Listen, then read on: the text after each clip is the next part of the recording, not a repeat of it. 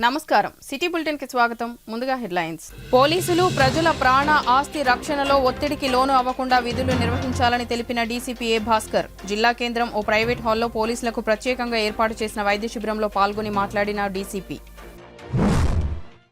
జిల్లా కేంద్రం గౌతమినగర్ కోదండ రామాలయంలో అత్యంత వైభవంగా సామూహిక సత్యనారాయణ వ్రతాలు. రేపటి నుంచి సుందరాకాండ ప్రవచన కార్యక్రమాల ముగింపు రోజున ప్రవచనాలు, మహా అన్న ప్రసాద కార్యక్రమం ఏర్పాటు. ఢిల్లీ ఎన్నికల్లో బీజేపీ గెలుపు యావత్ భారతానికి విజయమన్న బీజేపీ నాయకులు. మంచిర్యాల జిల్లా లక్షెట్పేట ఉత్కూరు చౌరస్తాలో జాతీయ రహదారిపై బీజేపీ గెలుపు సంబరాలు జరుపుకున్న లక్షెట్పేట బీజేపీ శ్రేణులు. పోలీసులు తమ విధి నిర్వహణలో భాగంగా ప్రజల మాన ప్రాణ ఆస్తి రక్షణలో ఎలాంటి మానసిక శారీరక ఒత్తిడికి లోను అవ్వకుండా తమ ఆరోగ్యాలను కాపాడుకుంటూ విధులు నిర్వహించాల్సి ఉంటుందని మంచిర్యాల డీసీపీ ఏ భాస్కర్ తెలిపారు. ఈ రోజు మంచిర్యాల జిల్లా కేంద్రంలోని ఎన్ కన్వెన్షన్ హాల్లో ఏర్పాటు చేసిన పోలీసులకు వైద్య శిబిరం కార్యక్రమంలో పాల్గొని మాట్లాడారు. పోలీసు ఉద్యోగం అంటేనే ఒత్తిడితో కూడిన వృత్తి అని, ఈ విషయం మనం ఉద్యోగంలో చేరకముందే తెలిసి ఉండి పోలీసు వృత్తిని ఎన్నుకున్నామని అన్నారు. పోలీసులు ప్రతి ఒక్కరూ ఆరోగ్యంగా ఉన్నప్పటికీ విధిగా క్రమం తప్పకుండా వైద్య పరీక్షలు నిర్వహించుకోవాలని తెలిపారు. ఈ సందర్భంగా పోలీసులు అధికారులు వైద్య శిబిరంలో పరీక్షలు నిర్వహించుకున్నారు.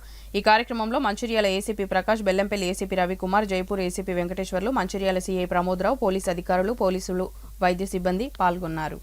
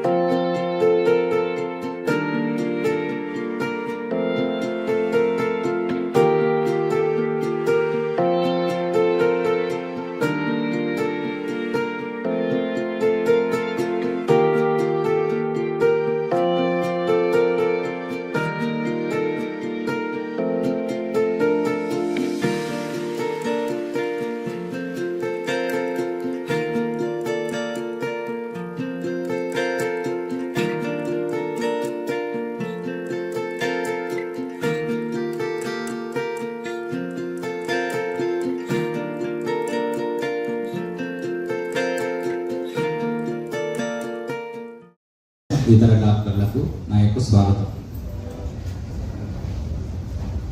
ముఖ్యంగా మన ఏసీపీస్ చెప్పినారు, మనకు లాస్ట్ 4-5 డేస్ పరిధిలోనే, మ్యాక్సిమం 4-5 డేస్ పరిధిలోనే జన్నారం ఎస్ఐ తానాజీ గారు అండ్ 51 ఇయర్స్ ఉన్న హెడ్ కానిస్టేబుల్ గారు, ఇంకా పక్క జిల్లాలో కూడా కొంతమంది, అండ్ 38 ఇయర్స్ ఉన్న ఒక పోలీసు కానిస్టేబుల్ గారు చనిపోవడం జరిగింది. ఎందుకంటే పోలీసు ఉద్యోగం చాలా సవాళ్ళతో కూడుకున్నది. వేదికపై ఉన్న డాక్టర్స్ ఎలా అయితే ప్రాణాలను రక్షించడానికి సమయం ఉండకుండా ఆ ఉన్న సమయంలోనే చర్యలు తీసుకుంటే ప్రాణాన్ని ఎట్లా నిలబెడతామో, పోలీసు విధి కూడా అలాంటిది. ప్రజల యొక్క ప్రాణ రక్షణలో, ధన రక్షణలో, వాళ్ళ ప్రాపర్టీ రక్షణలో మనము ప్రాణాలకు సైతం లెక్క చేయకుండా మన విద్యుత్ ధర్మాన్ని నిర్వర్తిస్తాం. ఈ సందర్భంలో ఒత్తిడి అనేది సహజం. పోలీసు వృత్తిలోకి వచ్చినామంటేనే ఒత్తిడి అనేది ఉంటుంది. ఆ ఒత్తిడి అనేది మనకు సహజం. ఎందుకంటే మన వృత్తిలోకి వచ్చినప్పుడు ఎవరు మనల్ని బలవంతంగా పంపలేదు, మనం చూజ్ చేసుకొని వచ్చినప్పుడు ఆ ఒత్తిడిని ఎలా మేనేజ్ చేయాలి. ఇప్పుడు మన దగ్గరనే 2 రకాల వ్యక్తులు కనిపిస్తారు. ఒత్తిడికి చిత్తయి ఆరోగ్యం ఖరాబ్ అయ్యి ఫ్యామిలీ సమస్యలతో ఉన్న వాళ్ళు మన సహోదరులే ఉంటారు, మన పక్కనే డ్యూటీ చేస్తుంటారు. సేమ్ ఒత్తిడిని మేనేజ్ చేస్తూ ఫ్యామిలీని మంచిగా సక్సెస్ఫుల్గా పిల్లల్ని ఫ్యామిలీని సెట్ చేసుకుంటూ ఆరోగ్యాన్ని కాపాడుకుంటూ ఆర్థికంగా మంచిగా ఉంటూ అధికారుల యొక్క మన్ననలు పొందుతూ ప్రజల యొక్క మన్ననలు పొందుతున్న పోలీస్ సిబ్బంది కూడా మన సహోదరుడే మన పోలీస్ స్టేషన్లోనే ఉంటారు. ఇద్దరు చేసే సేమ్ ఉద్యోగమే. ఒకరికి ఒత్తిడి గల ఉద్యోగం ఇవ్వట్లేదు, ఒకరికి ఒత్తిడి లేని ఉద్యోగం ఇవ్వట్లేదు. ఇది ఎక్కడ ఉంది ఒత్తిడి అనేది? మనం తీసుకునే దాంట్లో ఉంటుంది. పర్సెప్షన్లో ఒత్తిడి ఉంది. మనము ఆ పనిని ఏ విధంగా చూస్తున్నాం అనే దాన్ని బట్టి మనకు ఒత్తిడి ఉంది. అట్లాంటప్పుడు పోలీస్ స్టేషన్లో ఉన్న 10 మందిలో 5గురు ఎందుకు ఆరోగ్యంగా ఉంటున్నారు, ఆర్థికంగా మంచిగా ఉంటున్నారు, ఫ్యామిలీస్ బాగుంటున్నాయి, ఇబ్బందులు లేకుంటుంటున్నారు? ఇంకో 5గురు ఎందుకు అట్లా ఉంటున్నారు? రివర్స్ ఏంటి? ఉద్యోగం సేమ్. అందరికి బ్లూ కోట్ వేస్తున్నాము, అందరికి కోట్ రూట్ వేస్తున్నాము, అందరికి రైటర్ రూట్ వేస్తున్నాము, అందరికి అది వేస్తున్నాము. ఎందుకు అనంటే మన ఒత్తిడి మేనేజ్మెంట్ చేసే మైండ్ సెట్ మనకు అలవర్చుకోవాలి. సొంత నిర్ణయాలు తీసుకోవద్దు. నేను చాలా విషయాలు చూసి చెప్తున్నాను. ఇప్పుడు అందరూ డాక్టర్లమే. సెల్ ఫోన్లు ఉన్న ప్రతి ఒక్కరు డాక్టరే. గూగుల్ చేసేస్తాను అన్నమాట. అది రోగం రాకముందు ప్రివెన్షన్ కూడా గూగుల్ ఉంటుంది. ఏం చేయాలి? వాకింగ్ చేయాలి, షుగర్ తక్కువ తీసుకోమన్నాడు, ఉప్పు తక్కువ తీసుకోమన్నాడు, మానసికంగా ప్రశాంతంగా ఉండాలి, ప్రాణాయామం, అవి ఉంటాయి. అవి గూగుల్ చేయమని. ఏదన్నా చిన్నది ఏదన్నా అయితే దాన్ని గూగుల్ చేస్తాం. డాక్టర్ ఏదైనా చెప్తే ఉల్టా మనం డాక్టర్కే 10 చెప్తాం అక్కడ. అంటే డాక్టర్ అంటే మాకు బాగానే తెలుసు అని మనకు ఫీలింగ్. మనం గుడ్డి ఏంది? నేనేమంటే అంటే మంత్రం ఒకటే, డాక్టర్ ఏం చెప్తే అది నమ్మడం ఉత్తమం. అన్నెసెసరీ ఇదొక రకమైన స్ట్రెస్. మంచిర్యాల పట్టణంలోని గౌతమీనగర్ శ్రీ కోదండ రామాలయంలో గత 8 రోజులుగా నిర్వహిస్తున్న సుందరాకాండ ప్రవచన కార్యక్రమంలో భాగంగా ఈ రోజు సామూహిక సత్యనారాయణ వ్రతాలు నిర్వహించడం జరిగింది. ఈ సందర్భంగా ప్రవచనకర్త బుర్రా భాస్కర శర్మ, శ్రీరామ మహిళా మండలి అధ్యక్షురాలు సిద్ధంశెట్టి మధుశ్రీ మాట్లాడుతూ ఈ రోజు భీష్మ ఏకాదశి పర్వదినం సందర్భంగా సామూహిక సత్యనారాయణ వ్రతాలు నిర్వహించడం జరిగిందని, ఈ రోజు ఇక్కడ వ్రతం నిర్వహిస్తే నైమిషారణ్యంలో వ్రతాలు జరుపుకుంటున్నట్లేనని, అంతే పుణ్యం లభిస్తుందని తెలిపారు. రేపటి చివరి రోజున 9వ రోజున ప్రవచన కార్యక్రమాలు అనంతరం మహా అన్న ప్రసాద కార్యక్రమం ఉంటాయని, కావున భక్తులందరూ రేపటి రోజు తప్పకుండా హాజరై శ్రీరామచంద్రమూర్తి కృపకు పాత్రులు కావాలని వారు కోరారు. ఈ కార్యక్రమంలో శ్రీరామ మహిళా తరంగిణి కోశాధికారి నల్ల లావణ్య, రాధారాణి, గాసరపు అనిత, బద్రి జ్యోతి, సంధ్యారాణి, మాధవి, రజిత, ప్రమీల, భాగ్యలక్ష్మి, ఆలయ అర్చకులు, భక్తులు తదితరులు పాల్గొన్నారు.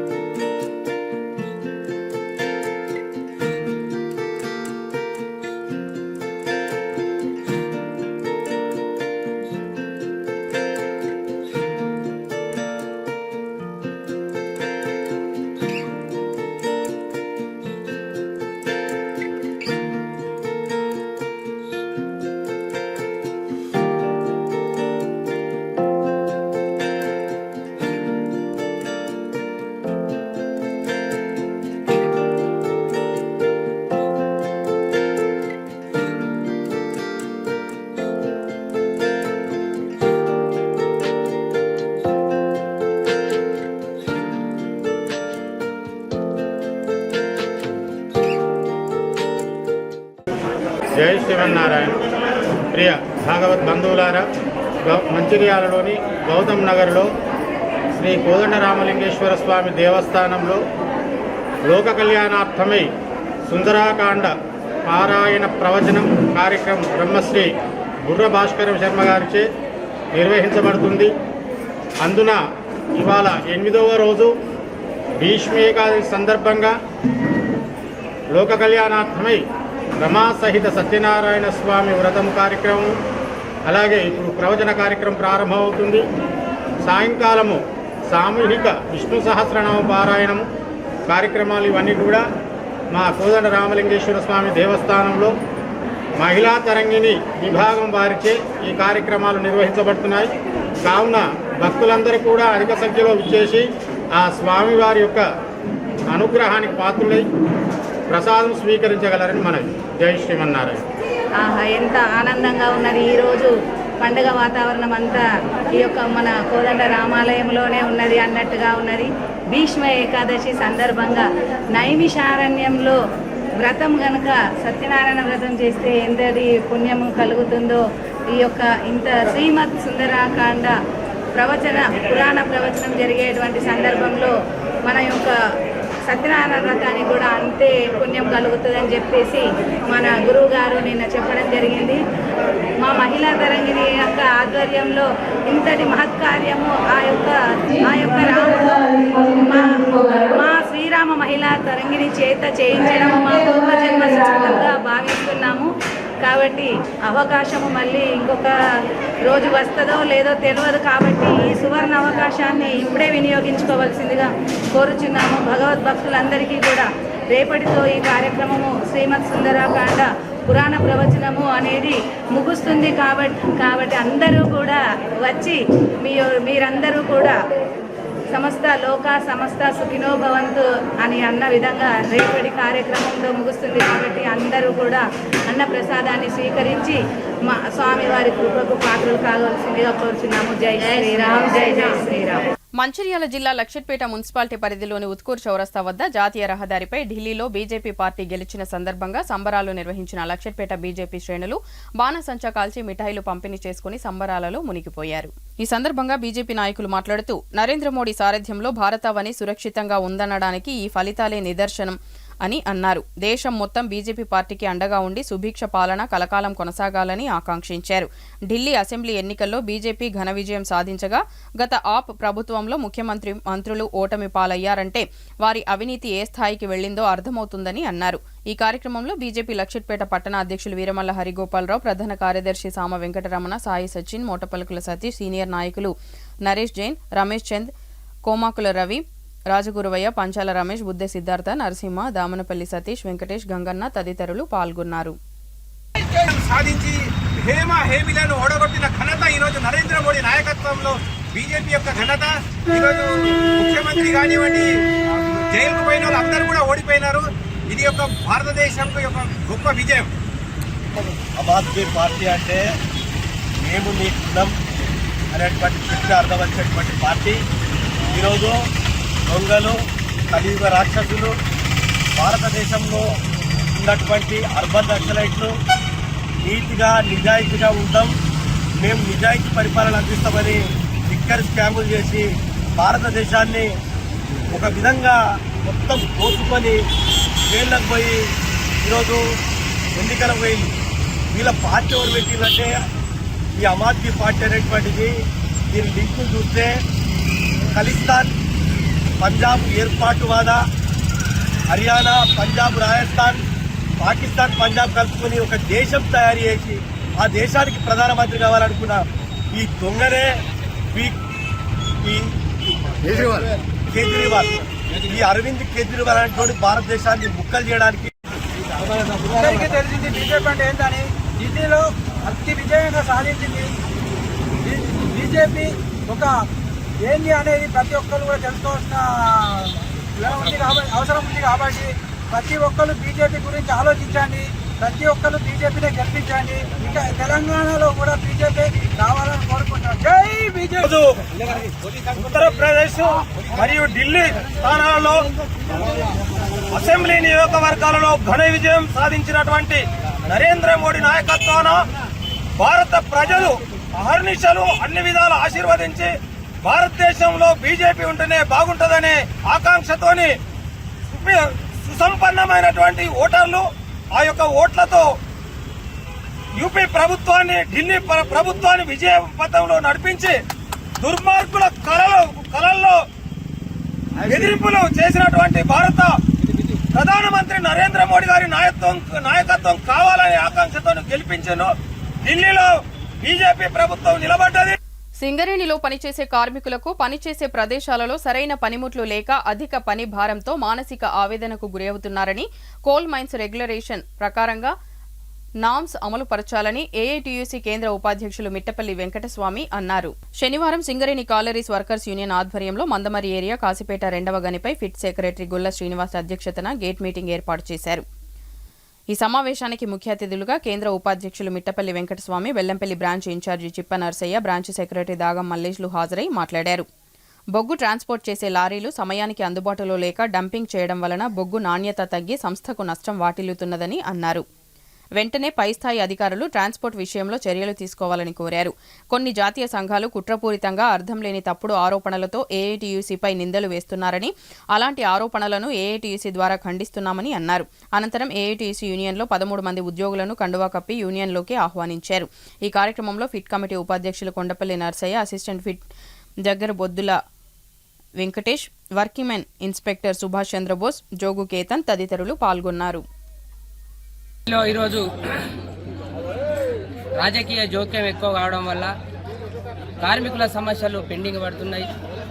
ఒక దిక్కు ఈ రాష్ట్ర ప్రభుత్వంలో ఉన్న ఎమ్మెల్యేలు కానీ, ఐఎన్టీయూసీ నాయకులు కానీ అధికారులకు ఫోన్లు చేసి బ్లాక్మెయిల్ చేస్తూ కార్మికుల సమస్యలను పట్టించుకునే పరిస్థితి లేదు. ఈరోజు మైన్లో చూసినట్టు అయ్యేది సేఫ్టీ మెటీరియల్ సక్రమంగా రావడం లేదు.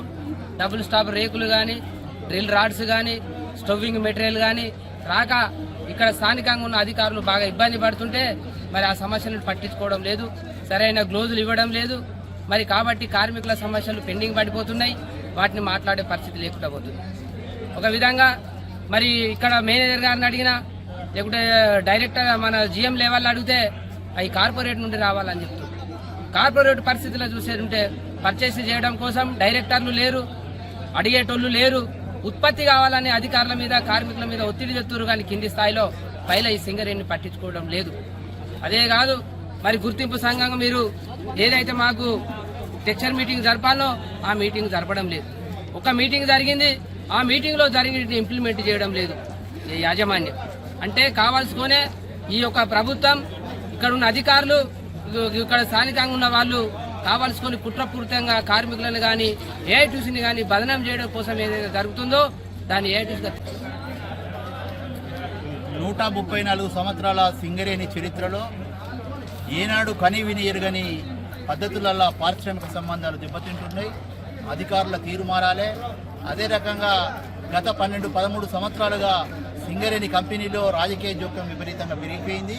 ఈ రాజకీయ జోక్యం పెరగడం వల్ల పారిశ్రామిక సంబంధాలు దెబ్బతింటున్నాయంటే, పారిశ్రామిక సంబంధాలు దెబ్బతినడం అంటే సమస్త మనగడ ప్రశ్నార్థకం అవుతుంది.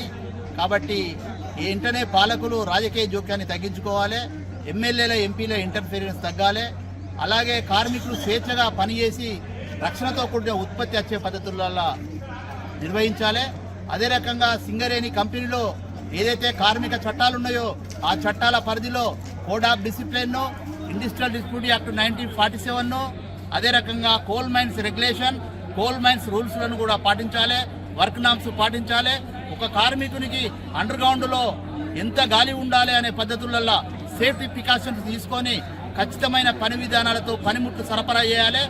ఈ పద్ధతులలో సింగరేణి మనుగడను పెంపొందిస్తూ అధిక ఉత్పత్తి సాధిస్తూ కార్మిక హక్కులు పరిష్కరిస్తూ కార్మికుల మనుగడ ప్రశ్నార్థకం చేసే విధానాలను, కార్మిక వ్యతిరేక విధానాలను ప్రభుత్వాలు ప్రవేశపెడుతున్న ఏదైతే పచ్చి అవకాశవాద ధోరణి ఉన్నదో అవి వెంటనే ఉపసంహరించుకోవాలి అని Singareni collieries workers union demand చేస్తుంది. సింగరేణి చరిత్రలో కని విని ఎరుగని పద్ధతులలో సింగరేణి కాలరీస్ వర్కర్స్ యూనియన్ పోరాటాలు, త్యాగాల వల్ల ఇప్పుడు ఈ సింగరేణిలో ఉండే ప్రతి బొగ్గు పిల్లని అడిగితే లాభాల వాటా ఎవరిప్పించిండ్రు, పెన్షన్ ఎవరిప్పించిండ్రు, దీపావళి బోనస్ ఎవరిప్పి. మంచిర్యాల జిల్లా కాశీపేట ప్రభుత్వ ఉన్నత పాఠశాలలో వయోజన విద్యాశాఖ ఆధ్వర్యంలో విద్యార్థులకు, నిరక్షరాస్యులకు చదువు నేర్పటంలో అమ్మా నాన్నకు చదువు అనే కార్యక్రమాన్ని వయోజన విద్యాశాఖ ఆధ్వర్యంలో ఏర్పాటు చేయడం జరిగింది. ఈ సందర్భంగా జిల్లా విద్యాశాఖ సెక్టోరల్ అధికారి సత్యనారాయణమూర్తి మాట్లాడుతూ జిల్లా కలెక్టర్ కుమార్ దీపక్ ఆదేశాలతో వయోజన విద్యాశాఖ జిల్లాలోని కాసిపేట మండలాన్ని 60 రోజుల్లో 100% అక్షరాస్యత మండలంగా చేయడానికి ఓరియంట్ సిమెంట్ ఫ్యాక్టరీ సౌజన్యంతో అక్షరాస్యత కార్యక్రమాలు ప్రారంభించిందని, అందులో భాగంగా గ్రామాల్లో మహిళలకు కుట్టు శిక్షణ కేంద్రాలు ఏర్పాటు చేసి వారి ద్వారా నిరక్షరాస్యులకు చదువు నేర్పడం, అందులో భాగంగానే పాఠశాలలో చదువుతున్న 7వ తరగతి నుండి 9వ తరగతి చదువుతున్న విద్యార్థులు ప్రతి ఒక్కరూ అమ్మా నాన్నలకు కానీ ఇతర బంధువర్గాల్లోని చదువు రాని వారికి చదువు నేర్పడంలో సహకరించాలని కోరారు. ఈ సందర్భంగా విద్యార్థులకు సులభ మార్గంలో అక్షరాలు ఎలా నేర్పాలో తెలిపారు. ఈ కార్యక్రమంలో జిల్లా వయోజన విద్యాధికారి ఏ పురుషోత్తం నాయక్, టీఆర్పీకే అశోక్ రావు, పాఠశాల ప్రధాన ఉపాధ్యాయులు తదితరులు పాల్గొన్నారు. మీ పేరు నాకు పలానా అమ్మాయి సంతకం నేర్పించింది, మా మనమరాలు కావచ్చు, మా ఫ్రెండ్ వాళ్ళ మనమరాలు కావచ్చు, లేకపోతే మాకు తెలిసిన వాళ్ళ పిల్ల కావచ్చు, నాకు సంతకం నేర్పించింది, నాకు ఆల్ నేర్పించింది, నాకు ఏబిసిడి నేర్పించింది అని చెప్పి మీ పేరు జీవితాంతం ఏం చేస్తారు బేటా, గుర్తు పెట్టుకుంటారు. తర్వాత వాళ్ళు ఏదైనా ఊరు వెళ్ళేటప్పుడు ఎవరిని బతిమలాడుకోవాల్సిన అవసరం లేకుండా ఏం చేస్తారు, బస్సు ఊరు పేరు చదువుకుని వాళ్ళే సొంతంగా బస్సు. పాపం మనం మీరు చూస్తూ ఉంటారు, చాలా మంది ముసలమ్మలు చదువురాని వాళ్ళు ఏం చేస్తారు, బస్ స్టాప్ లో నిలబడతారు, ఆ బస్సు వస్తుంది, అక్కడ ఎవరైనా ఉంటేనేమో ఆ బస్సు ఎక్కుతారు, ఒకవేళ ఎవరు లేకపోతే ఒక్కోసారి బస్సు కూడా వాళ్ళకి మిస్ అవుతుందా కాదా. ఎందుకు వీళ్ళు అడిగేలోపు ఇది అక్కడికి పోతారలోపు అక్కడ ఎవరు లేరని చెప్పి డ్రైవర్ ఏం చేస్తాడు, గేర్ వేసుకుని వెళ్ళిపోతాడు. మళ్ళీ పాపం వాళ్ళు 1-2 గంటలు అక్కడ ఎదురు చూడాల్సిన పరిస్థితి ఉంటుంది.